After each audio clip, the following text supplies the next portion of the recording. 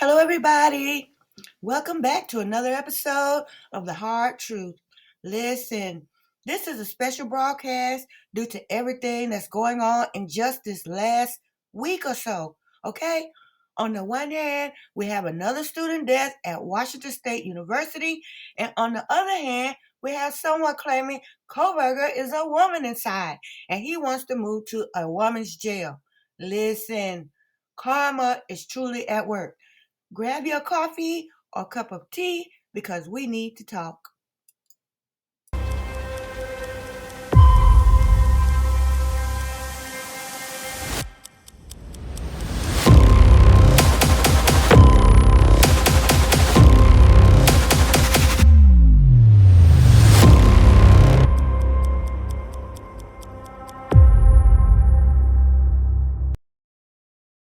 I want to talk about the WSU death first. And first of all, RIP to the family of this young man that they found passed away on WSU campus.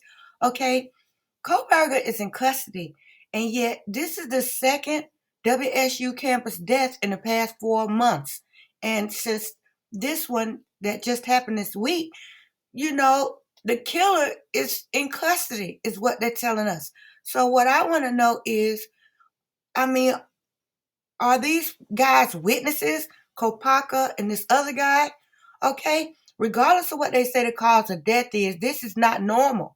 Okay, so do we need to investigate this young man that just passed to see if he's associated with Koberger and Kopaka and Moscow? Okay, are these witnesses that are being silenced, or what is the problem? Why are these kids passing away? Okay, this is a problem.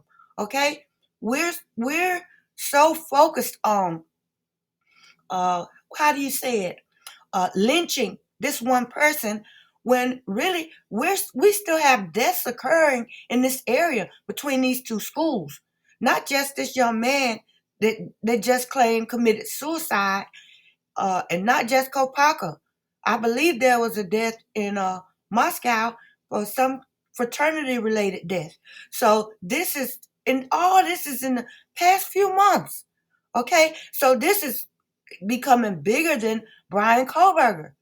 And I'm not saying that to say, oh, this is not a free Brian Koberger campaign. This is not a Brian is innocent campaign. This is the hard truth that we have people that are still dying in this same area between these same two schools. Okay, that's not right. And maybe they're all connected. Okay, maybe Brian Kopaka, this young man, and the Idaho 4, maybe they're all connected. Or I had a guest that was on a few episodes back. His name is Timothy Allen Campbell. He was saying competition between universities could be behind it. And maybe since this happened at University of Idaho, WSU clapped back or the opposite. I don't know. But all I know is something happened at Idaho and now something's happening at WSU. And so we need to investigate this. And before I really comment on that further, I intend to investigate. So now let's move on to my second point. Okay, this article is moving around in several spaces. And of course, most people would say this is foolishness. Okay, we can't actually prove 100% that it's a lie, but most likely it is. But my point is, and I made this point earlier in another video that I made, two videos about Brian Koberger's sexuality, about whether or not he could be gay or just claim that he's gay. And here it is coming out in the wash. And most people say, well, this won't matter. Yes, it will. Because even if it's not true, if people start identifying Brian as a transgender or a gay man, that's going to squash all of these stalking and incel claims.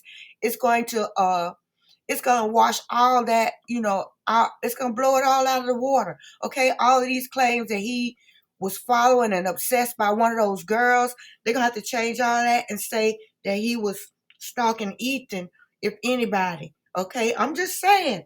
So it may seem like just some weak tabloid gossip, but when you really think about it, just this rumor could have a juror that's bisexual or transgender or gay.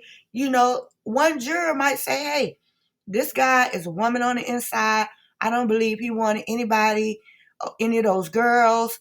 They're not presenting any evidence that he was after Ethan. So I'm going to throw this out.